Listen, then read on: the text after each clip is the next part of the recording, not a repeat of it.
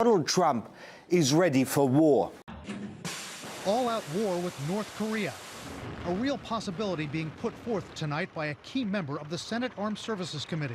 Republican Senator Lindsey Graham told NBC's Today Show President Trump told him there will be war with North Korea.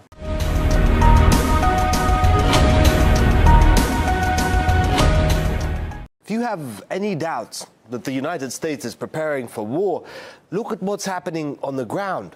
U.S. troops, jets, various forces are arriving to South Korea in an endless stream. Anti-air missile systems are blanketing the airspace, and there are endless war games, simulations, exercises all around North Korea, carried out by the United States, its allies, and South Korea. This isn't about scaring North Korea. That can't be done. This is about putting all the pieces into place so that when the final go order comes, everybody's ready. After all, Donald Trump promised to deal with North Korea. Didn't say how. We'll handle North Korea. We're going to be able to handle them. It will be handled.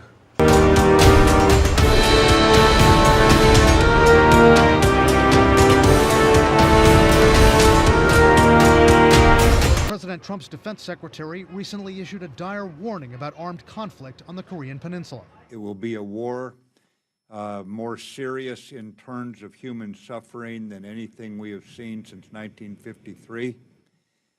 It will involve the massive shelling of an ally's capital, which is one of the most densely packed cities on Earth. It would be a serious, it would be a catastrophic war. Kim Jong-un has a 1 million-man army and has bolstered his infantry and artillery near the DMZ. The Pentagon says much of those forces are in underground bunkers, ready to fire on Seoul at the first whiff of an attack by the U.S. The number of missiles that they have that they could launch into South Korea, they could cause a lot of damage. There are about 28,000 U.S. troops in the region. Experts say the U.S. and South Korea would win that war, but some studies project tens of thousands of people killed in the first couple of days. It would be a very nasty fight. The maneuver forces from the United States and South Korea moving into the north would encounter barriers, a very tough foe. They have been there forever, so they know the terrain. Donald Trump is ready for war in this case. He's seen the Pentagon's various plans, and in all likelihood, they've already selected one and settled on a battle plan. The gears are now in motion, and what Senator Lindsey Graham says is, it only goes to reinforce that. If millions have to die, so be it. Are you saying it's okay to use a military option that immediately endangers the lives of millions of people in that region? I'm saying it's inevitable unless North Korea changes. The U.S. has carried out another successful test of an intercontinental ballistic missile. The United States has successfully test-launched an unarmed Minuteman III missile. The ICBM was launched at around 2 a.m. on Wednesday local time from Vandenberg Air Force Base, about 210 kilometers northwest of Los Angeles, California. The U.S. Air Force stated the missile flew more than 6,400 kilometers across the Pacific Ocean and hit a target near the Kwajalein Atoll. This ICBM test comes just days after North Korea test-fired a long-range missile last week and is Washington's fourth such launch this year. Prior to this, the U.S. Air Force said the test aimed at checking the missile's readiness, effectiveness, and accuracy. There is a military option to destroy North Korea's program and North Korea itself. He's not going to allow President Trump the ability of this madman to have a missile to hit America. The Pentagon is reporting highly unusual activity near the coast of North Korea. The Defense Department says that they have evidence of an ejection test by a North Korean submarine. The activity comes just days after North Korea successfully launched an ICBM capable of hitting the American mainland. In California, the United States Air Force is prepping to test launch an unmanned ICBM in a show of force to North Korea.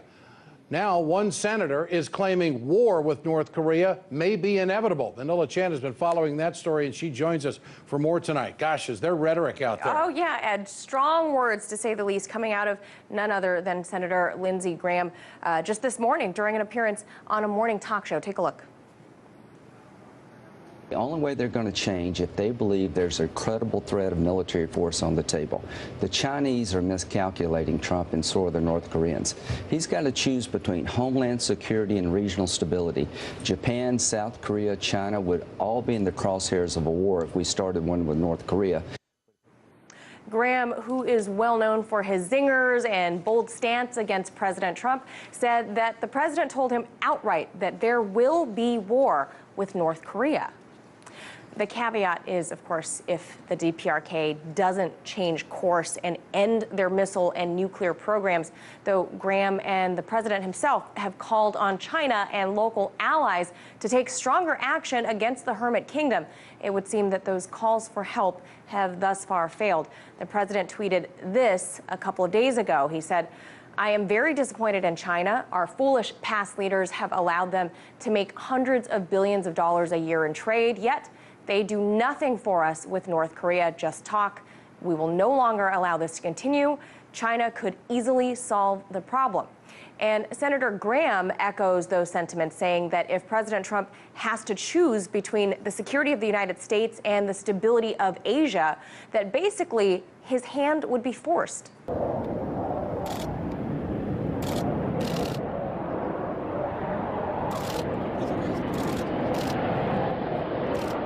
And we heard earlier from the president's harshest critic, possibly, Lindsey Graham. He minced no words that it sounds like another Korean war is in the offing. Ominous words from a senior statesman of his level. His words leaving many Americans very nervous, as you might imagine. Well, the Secretary of State did say he's dealing with a short period of time. That doesn't sound very good. Not good. Let's go to Jack Rice tonight, former CIA agent. He can tell us more about this. Jack, your response to Senator Graham's comments about war, was it reckless, or it was just the absolute truth of what we're dealing with here? Well, it's petrifying, Ed. I mean, in the end, here's what we've got. We've got more than 10 million people in Seoul, 35 miles from the DMZ. We have more than 25 million people in the Seoul metro area. And the fact is if there is war, there will not be thousands of people who will die. There will be tens, potentially hundreds of thousands. So let's be clear about the numbers if we're going to go down that path. And yeah, scary. Jack, what about U.S. intelligence, military intelligence? The submarine activity. If the Pentagon has detected some type of ejection from a North Korean submarine, who knows whether their stealth ability is there or not. They could park off Los Angeles or off the West Coast and deliver something from a submarine. Isn't that the real concern for the United States right now? Without question. I mean, remember, when we're talking about a nuclear weapon, this is a two-stage piece. What you need is the nuclear weapon itself, and you need the delivery system. If you could actually have a launching space that's just off the West Coast, you could literally hit any city in America. And that really is the legitimate point that has to be addressed here, and what that means to what Kim is actually doing in North Korea right now. What does your gut tell you, your background tell you about how much we really know about North Korea, other than seeing these increased efficiency in these tests that they continue to take? Well, Ed, here's what we really know at this point. We're looking at least a dozen nuclear devices that they have. Are any of those small enough to actually put them on the end of a missile right now? Probably not. Is the delivery system close? Yes. We've seen at least 2 tests within the last 30 days. We've seen some dozen tests since February, more than 18 different missiles since February. That's more than his father and grandfather combined. So, I mean, we know the threat's out there. We know that it's building, and we know, frankly, that it's going to get worse. The real question is, if we blink, if we push back, if we turn this into a war, what will a cornered Kim do? And what I just said at the beginning of this, we have 25 million people within 35 miles of that border. This could be a massive annihilation like we have never seen in the history of the world, and that's a fact. Well, what if the United States were to hit North Korea with such incredible force they wouldn't be able to respond? Is that a possibility? No. No, it really isn't, because you can't take out the entire country. Even if you took out the capital, what you're seeing is the moving around of the weapons themselves, and so you can't take out all of them, which means they would fire this. Let's be clear. What Kim will do is this is a guy who's looking at survival at this point. That's why he sees us. He sees us as an international fear and an internal fear. He's fighting both of those. And I can tell you, I think what will happen here is he has no intention of dying alone. So if he's going to go down, he is going to take as many people with him, and we need to know that. That's part of the calculus. At this Reserve Forces training session, soldiers are wearing high-tech sensors, which tell them in real time if they've been shot by the enemy. They use guns that fire laser beams, which are detected by the sensors attached to their uniforms. This is part of the Republic of Korea Army's smart training management system, which they're piloting before plans to expand it to 40 other reserve units. Since we can't use ammunition for combat training, the gear was introduced to help teach combat skills and optimize training outcomes. The new system also uses screens to simulate other aspects of combat. When soldiers shoot at enemies inside digital screens, an infrared camera reports the damage. Tank training exercises using this system have also been developed. The new technology creates a realistic experience of combat through simulated maneuver training for tank and combined arms operations. This technology is expected to reduce safety and noise concerns associated with live ammunition training and have other military applications in the future. Next here to North Korea's dangerous new launch and what we did not know at the time. The commercial airliner filled with passengers flying in the same region. That intercontinental ballistic missile flying higher, farther, and longer than ever before, landing where just minutes before, an airliner with more than 300 people on board passed very close to that spot. Here's ABC's chief global affairs correspondent Martha Raddatz tonight. While North Korea's test of an ICBM that could someday hit most of the U.S. was sending shockwaves around the world, the more immediate danger we are just learning tonight was right in the area from where the missile was recklessly launched, in busy commercial airspace. As the missile was descending, flight data shows an Air France 777 with 323 people on board traveling from Tokyo to Paris.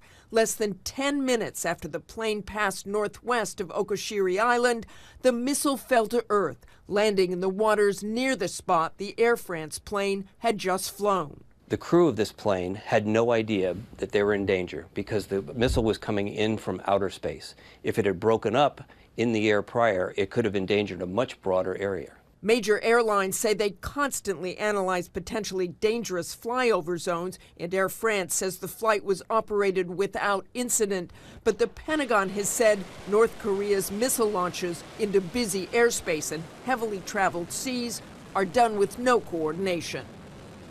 And Martha Raddatz joins me now. Martha, the U.S. has its own missile test planned for tonight in California, but unlike the North Koreans, the Defense Department will actually put out an announcement to warn those in the region. That's right, David. We always put out those advisories and never launch near flight paths or sea lanes, David.